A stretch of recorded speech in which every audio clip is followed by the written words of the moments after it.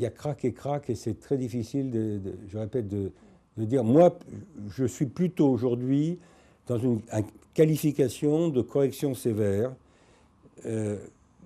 J'attends d'y voir plus clair sur la suite du film.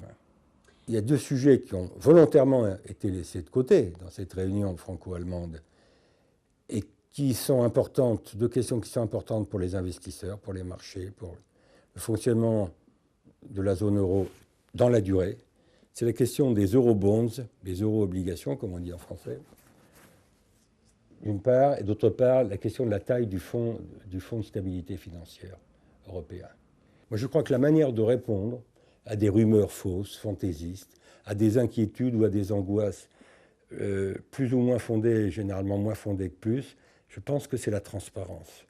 Et on verra, on voit que, par exemple, les banques françaises sont exposées sur l'Italie, sur l'Espagne, sur la Grèce, sur le Portugal, mais j'allais dire pas plus que les banques allemandes, qui, elles, à ma connaissance, ne sont pas spécialement attaquées.